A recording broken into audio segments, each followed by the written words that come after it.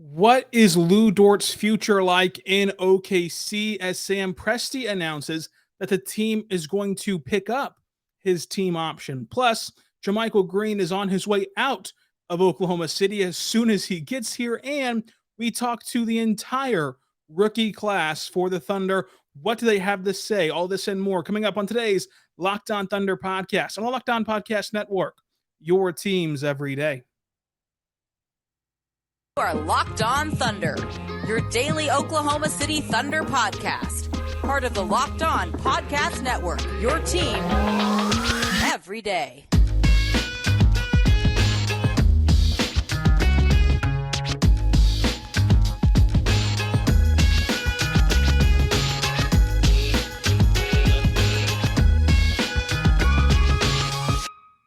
Let's get it going on the Locked On Thunder podcast, on the Locked On Podcast Network, your teams every day. I am your host, media member, and editor-in-chief over at thunderousintentions.com, Rylan Styles. You can follow me on Twitter at Rylan_Styles. Follow the show on Twitter at LOThunderPod. On today's show, brought to you by BetOnline.net, we will dive into everything from the introductory press conference over the weekend, from Sam Presti to the Jalen's to Ousmane Dieng, Chet Holmgren, and we even heard from the head ball coach, Mark Daigneault. And Sam Presti had a lot of interesting things to say, including Lu Dort picking up his $1.9 million team option. Sam Presti will do that for Lu Dort. What does that mean for his future in OKC? Plus, where will JaMychal Green end up? And how are we going to tell apart the two Jalen's and everything else that happened over the weekend? But let's start with Sam Presti. Obviously, Sam Presti had a ton to talk about after the press conference was over. So during the press conference that you got to see on social media and through the Thunder live stream, he was asked about Lu Dort. Lu Dort has a $1.9 million team option that the Thunder needed to decide on Wednesday. Free agency opens up on Thursday instead of the typical July 1st. It opens up on June 30th. So it's an important note. When people say July 1st for an X, whatever the case is, right? Like, oh, their cap space expires June 1st or July 1st, so to say. In this case, it'll be June 30th. That's whenever the new league year turns over. That was what I was trying to say. The new league year will turn over in this case on June 30th because of the way that the free agency lines up. So whenever you hear the buzzword July 1st, it's actually June 30th. So that being said, Sam Presti will pick up Lu Dort's $1.9 million team option. And that sounds on the surface level like a no-brainer. Of course you want Lu Dort back. Of course you want him back on a bargain contract worth only $1.9 million. And this all just sounds like a well-duh scenario. But it's important to note what happens because of this. By picking up his option, Lu Dort is in line to become an unrestricted free agent in 2023. They can hammer out a long-term deal still this offseason, but the max you can offer him is 4 year worth $15 million per year. So it's a 4-year deal worth just shy of $15 million. They were on the ballpark of like 14.5 or something like that. So let's just call it $15 million. And that's still really good value for Lu Dort. Reminder that Oklahoma City is over the cap space come the 30th, because that's whenever the Shea contract kicks in at 30.5. That's whenever Kemba Walker's dead money again continues at 27.4. JaMychal Green is owed 8.2.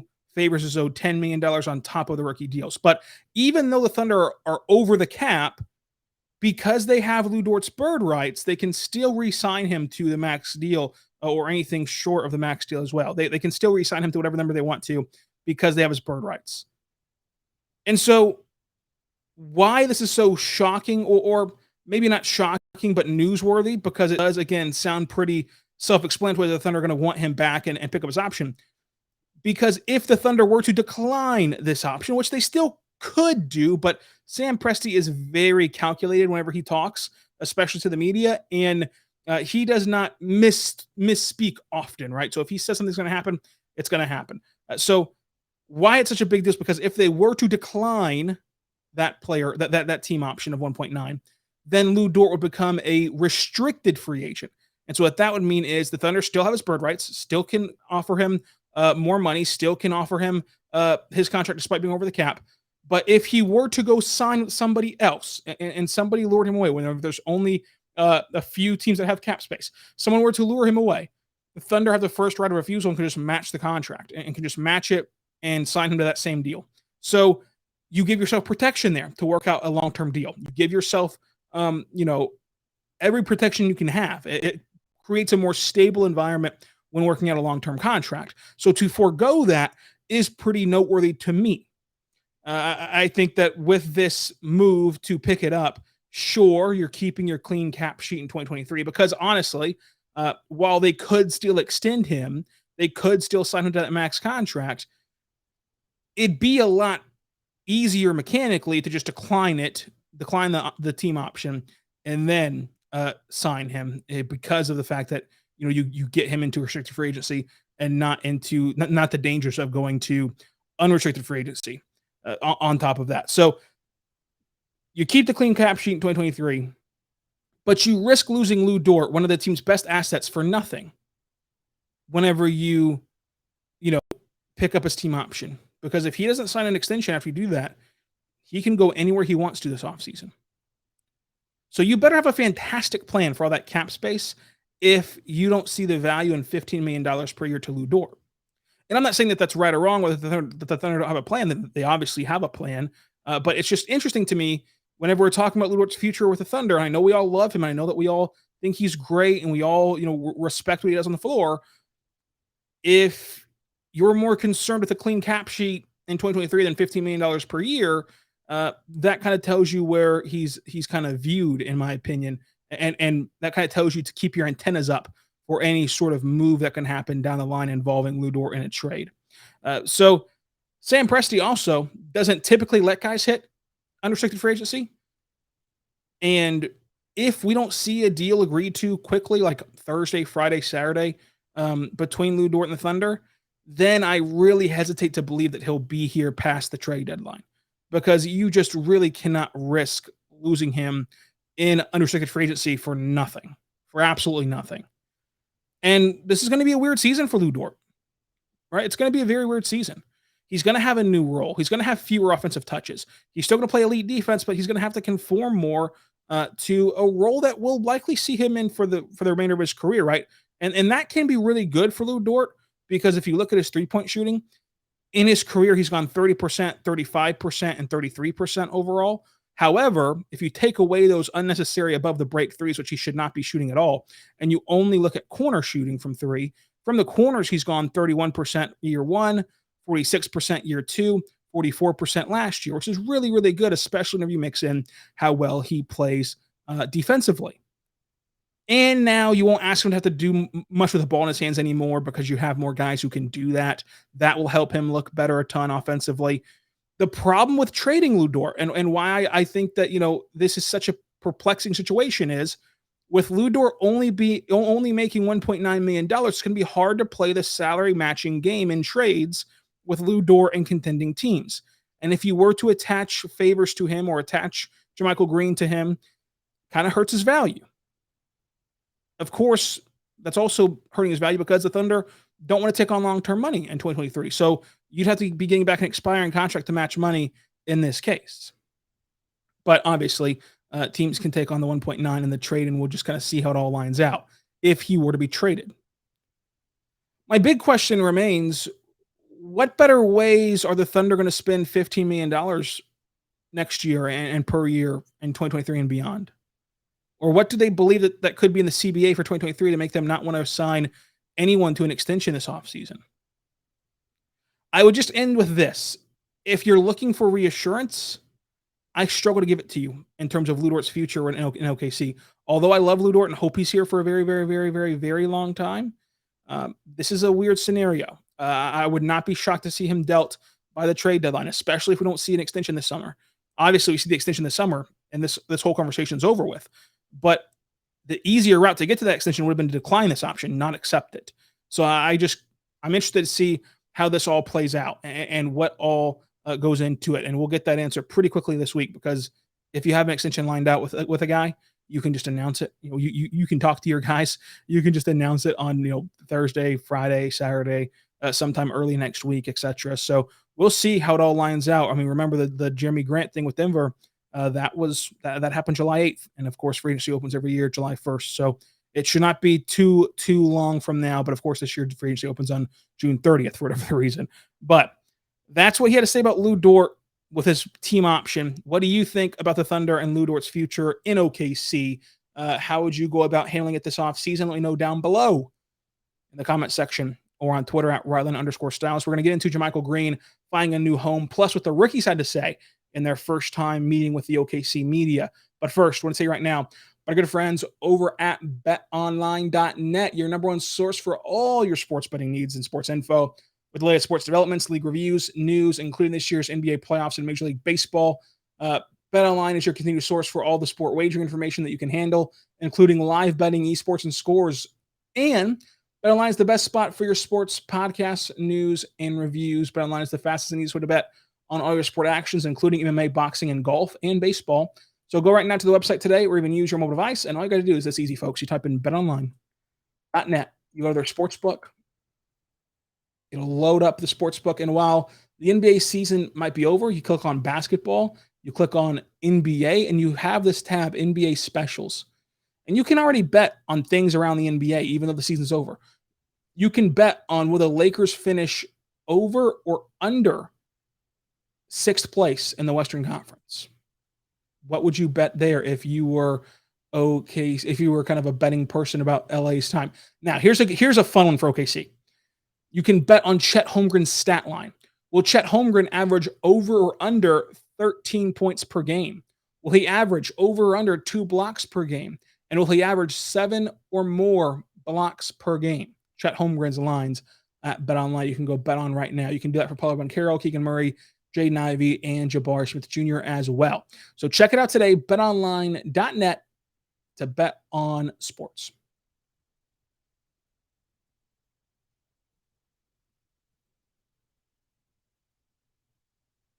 We are back on the Locked On Thunder Podcast, on the Locked On Podcast Network, your teams every day. I'm your host, Ryland Styles. You can follow me on Twitter at Ryland_Styles. Follow the show on Twitter at LOThunderPod. Email the show, LOThunderPod@gmail.com. Well, we got even more news from Sam Presti, and this comes from the portion of the presser you didn't get to see. So after the big portion that was streamed on television and on internet platforms that you saw with them all at the tables and everything on nice and neat, right?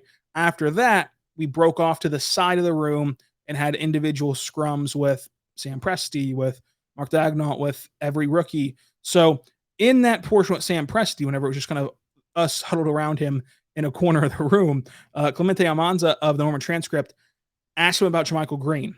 And Sam Presti was flat out that the Thunder are going to move on from JaMychal Green. It's obvious he will not play a game for the Thunder because, as I mentioned before, Sam Presti is very calculated, and he did not do this by mistake. He mentioned that they're working with his agents and that they're going to find him a new home, and they have a long time to do it because, the season doesn't start till October. But don't go buying a JaMychal Green jersey, or don't factor him into the roster at all. So when we're talking about roster crunch here, and we're going to be doing this throughout the week, we talk about roster crunches, and you see it on Twitter all the time. Roster crunch, roster crunch, roster crunch. Guys, this was one of the worst teams in the league last year, right? There's plenty of roster spots to make up, to make room for these new rookies. So JaMychal Green is going to be a casualty of that roster crunch. And for his sake, it's a great thing too, because he can go now and try to hook on with a contender. His $8.2 million will not be too bad to try to trade. And also, if worse came to worse, and you've boldly proclaimed that he will not be on the team in October, and you don't want to backtrack that or walk that back, it wouldn't be the worst thing in the world to factor in a buyout or a waive of the $8.2 million and not have that linger into 2023. It'd be easy to kind of limit that to just this year if you needed to free up the roster spot. Look, I have no clue what a trade value could look like for JaMychal Green, because the value would not be in the assets you're getting back. The value would be in just the fact that you're opening up playing time in a roster spot for young players. But as a reminder, if you forgot how the Thunder got JaMychal Green, because this has been a whirlwind of a month, before the draft, the week before the draft, they traded for JaMychal Green. They gave up the 30th pick and future seconds. The 30th pick ended up being Peyton Watson, and got back a 2027 top 5 protected first round pick from Denver, which will be top 5 protected in 27, 28, and 29. And if it doesn't convey in one of those 3 years, then it'll be a couple seconds. So we'll see how the Nuggets do in 2027. And JaMychal Green, thank you for your service to OKC. Sam Presti had a few more things to say, and then we're going to get into the players. So Presti was asked flat out, does this draft, you bring in 4 new players this cycle. You brought in 4 new players last draft. Does this draft accelerate things in the rebuild? He made it very clear that absolutely does not, and that they are still a pace car. Look, the pace car analogy, all that fun stuff. But as I said Friday, the rebuild's not over. The rebuild is not over at all. And young teams typically do not win a lot of games. And Sam Presti has already said if they're not in the absolute thick of things, then they're going to shift their goals a bit at some point in the season. That's code word for they're going to tank. He can't outright say that. He'd be fine and the organization would be fine and all that good stuff. So he can't outright say that, but at every opportunity he's been given, he's been trying to give you the tea leaves and trying to give you the answers that you're looking for and what next year's going to look like. They're going to play the first half of the year and be very fun, be very awesome, be trying to win. In all likelihood, they're not going to win because they're a very young team. And young teams have trouble closing out games and have trouble winning basketball contests in the NBA. And then at around the halfway point, if they're not really in it, or at some point that they deem necessary, they'll make the proper shift to just solely focus on development. However, what I don't want you to take from that is that the Thunder are going to be as bad this year as they were last year. They improved from 2 years ago to last year. They're going to improve from last year to this year. And just by sheer numbers, when you look at the 22 people on this roster and you factor in who they're likely going to get rid of this offseason and get down to 17, and 17 factors in the 2-way deals as well. When you think about what the 17 people on the roster should be come October, you're out of room in terms of just outright bad and outright meaningless players, right? Gabriel Deck, Paul Watson, those type of players did not factor a lick into the Thunder development or rebuild or anything involving the organization. They didn't even last the entire season in OKC last year. Xavier Simpson, guys like that. Melvin Frazier, Scotty Hopson, who's 50 years old, didn't factor a lick into the organization.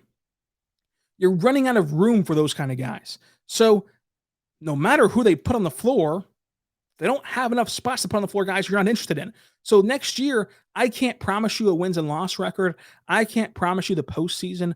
I can't promise you much of anything in terms of what the record will be, but I can promise you next year will be a year you want to start tuning in. If you've been somebody who's been tuning out on the Thunder because they're in the rebuild stage, now's the time to hook back in.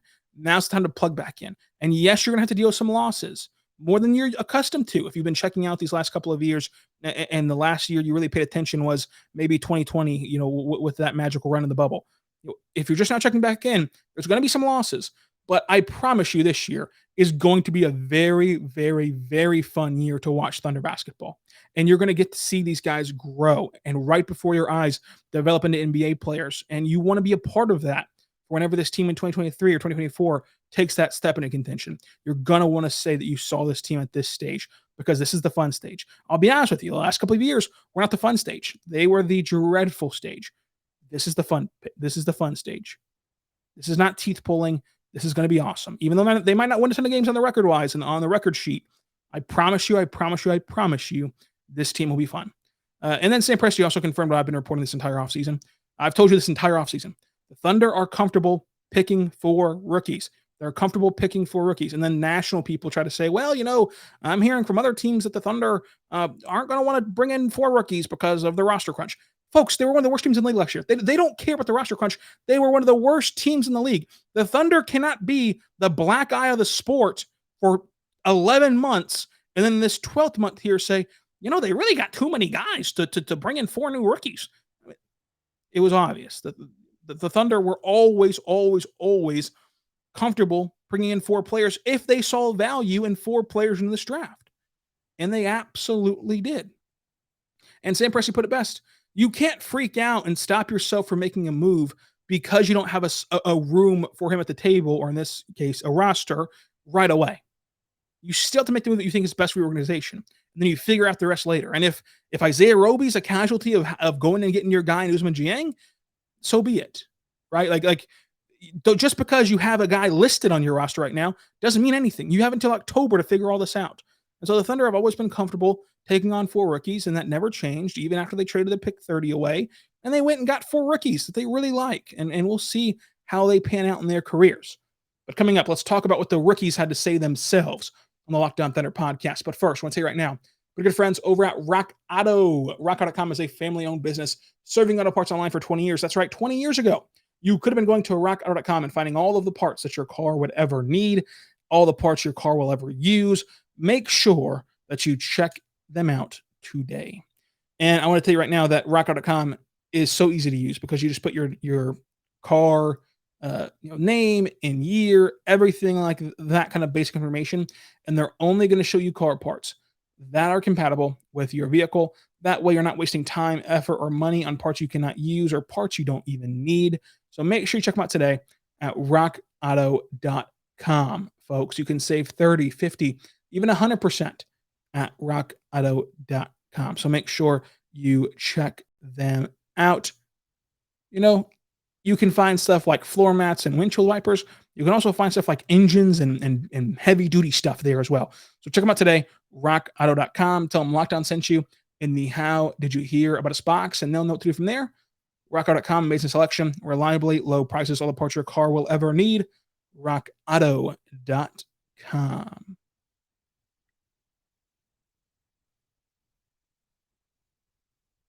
We are back on the Locked On Thunder podcast, on the Locked On Podcast Network, your teams every day. I am your host, Rylan Stiles. You can follow me on Twitter at Rylan_Stiles. Follow the show on Twitter at LO ThunderPod. Email the show, lothunderpod@gmail.com. Let's talk now about what the rookies themselves had to say at the introductory pressers and scrums. So let's start with Chet Holmgren. Chet Holmgren confirmed the reports that OKC was where he wanted to be. He will be wearing number 7, and Darius Bazley will switch to number 55 in the process. He says that OKC has a great vision, and that his message, of course, is to bet on yourself, and he's betting on himself. And then Mark talked about how the Thunder are going to fit in Chet Holmgren into the game plans and strategies, and he says he's not ready to box Chet in yet. Like, he doesn't want to just say, hey, this is how we're going to use him, because it's June, and there's a long ways away, and you have 9 years with this guy. If he pans out, you're going to sign to that second contract, and you have 9 years with this guy. You don't want to kind of box him in too soon, obviously. The one thing I want to talk about with Chet's presser, like the other stuff is just kind of, oh, cool, he's wearing a number over here, or of course he said he wants to be with the Thunder the whole time, stuff like that. The one thing I want to talk about with Chet Holmgren, and this is probably, something that I'm overblowing, but I've been in multiple media scrums now with Chet Holmgren, pre-draft, of course, the presser that you all saw, the presser, the scrum after what you all saw. And he always makes mention, and he's also done this on social media. He's done this on interviews that you see on TV or TikTok or anything like that. Every media thing I've been a part of or I've seen him be a part of, he's always brought up this notion. He calls himself a foodie, which, if you don't know what that is, like someone who loves food and like loves trying new things and just loves, kind of exotic food or just food that they're not accustomed to. He calls himself a foodie, and he always makes mention, and he's done this multiple times, that I see all the memes that people say I don't eat or I need to eat or whatever. I eat. I like food. I'm a foodie, and I'm trying to get bigger, and trying to work on his frame, things like that. Can we just stop with those jokes that he doesn't eat? Like, I just feel like that's a pretty it's not really that funny whenever it's a guy who's outright, like, he hasn't, of course, outright said this, but when you make this many references to it, it's pretty clear that gets under his skin about like the idea that he doesn't eat food. Like, he eats food. He likes food. He's trying to work on his body. Like, let's not continue to say, oh, he needs to eat 5 cheeseburgers, or this guy never eats food ever. Like, no, he eats food. He's eating what the teams are telling him to eat, and what he's trying to, he's accomplishing what he's trying to do food wise. So maybe let's not make food jokes about Chet Holmgren anymore, especially whenever he's kind of made reference to them getting annoying as memes and jokes that he kind of dispels. That's just kind of, for me personally, it just kind of feels kind of icky to keep doing that same old joke. And we do it with Poku too. I mean, fans do it with Poku too all the time, and still do it with Poku as well. But here's a guy telling you he eats. Let's stop saying he doesn't eat, because to reference it so many times, it's clearly kind of if not getting on your skin, just kind of rude and annoying nonetheless. But moving on to the Jalen's and Ousmane Dieng. So Jalen Williams from Santa Clara is J-Dub. Jalen Williams from Arkansas is J-Will. That's how they're going to kind of distinguish themselves apart. Of course, Jalen Williams from Santa Clara being J-Dub, he is wearing the number 8. And I asked him at the press conference if it's for Kobe Bryant, because he did post a TikTok in January talking about how Kobe Bryant got him into basketball and how he wanted to be a basketball player because of Kobe Bryant. And he did confirm that Kobe's the reason why he's wearing number 8 as a tribute to him. And then just as an aside, the Thunder have never reissued the number 24, which is retired in Sonics history for Spencer Haywood. So if you're wondering why he switched numbers to 8 instead of 24 or whatever, the Thunder have just never reassigned that number. And so I've asked around. No one really knows if it's officially retired by the Thunder. Of course, they're not hanging up in the rafters of Paycom or anything like that, but it's pretty strange they've never reissued them if they're not honoring those retired numbers until Seattle gets a new team. So even more incentive for Seattle to get their new team, get their team back, I should say, in expansion, to give that history back to them and free up the number 24 and a few others. I know Nate McMillan's number's retired number 10. So there you have it. J-Dub's wearing number 8 for Kobe. I also asked J-Dub in the kind of scrum I posted on Twitter if he's going to do a TikTok crossover with Josh Giddey. He said they're going to talk about it, and it was pretty a funny time. J was wearing number 6, and then Ousmane Dieng is wearing number 13. Quick note on Ousmane Dieng is that the Cavs and Thunder were both having a bidding war to go get Ousmane in the trade with New York. Obviously, the Thunder won out in the bidding war for pick 11. Just as a quick aside, obviously the Cavs took Evan Mobley at 3 last year, who Woj reports was Sam Presti's number 1 target in last year's draft. And so now they both agree on Mobley, and now they both agree on Ousmane Dieng. Of course, last year, the Mobley thing, they just kind of had to take the third guy that fell, but it's still funny that it's 2 straight drafts of the Cavs and Thunder targeting the same guy. So Summer League update. Also at this media scrum, it was announced by Mark that Cam Woods will be the head coach of the Summer League team. He got to do some head coaching duty last year in Vegas due to COVID, and now it's his show to run the whole time in Vegas. That'll be so fun. Cam Woods, if you don't know, is a Thunder assistant coach, and he's been the pioneer of the Thunder defense and why the Thunder have had a top 15 defense even last year as a tanking team. So credit to him. Congratulations to Cam Woods. That's awesome. Happy for him. And then also Poku and Josh Giddey will only play, it sounds like we'll only play in the Salt Lake City portion. I think that some people took not going to Vegas as in not playing in Summer League at all. But if you remember Sam Presti's in the end of the year press conference way back at the end of the season before the playoffs started, he did say that, they're going to play in 2 summer leagues, Vegas and Salt Lake City, and that Salt Lake City will be used for veterans. And so it seems like since Josh Giddey's back in OKC, they are going to go to Summer League. Obviously, people go there. I mean, even LeBron goes to Summer League and he goes and supports. But it seems like Josh Giddey will be in Salt Lake City and playing in Summer League in Salt Lake City, and then they won't play in Vegas. They'll play the 3 games in Salt Lake City and then move on with their summer and go support the guys in Vegas the next day. So that kind of seems to be where we're at. We'll talk more about Summer League once we get the official roster, but those are some of the 2 news and notes around the Summer League roster as of right now. There's also some undrafted guys, Gabe Brown, that signed OKC, but who really cares right now. We'll talk about that whenever we get the big picture roster out there as well. So coming up on Locked On Thunder, tomorrow we'll have winners and losers from the NBA draft. Wednesday, we're going to power rank every single player on the Thunder roster. Thursday, we're going to have a free agency preview and update on the decisions made by OKC on the team options of Mike Muscala, Isaiah Roby, and Lu Dort. And then Friday, we're going to recap day 1 of free agency and dive into how specifically do these 4 Thunder rookies fit into the plan in OKC long term. We'll talk about that on Friday a lot in depth as well. So until then, follow me on Twitter at Rylan_Styles. Follow the show on Twitter at LO Thunderpod. Subscribe to the show anywhere you get your podcast from. And until next time, be good and be good to one another.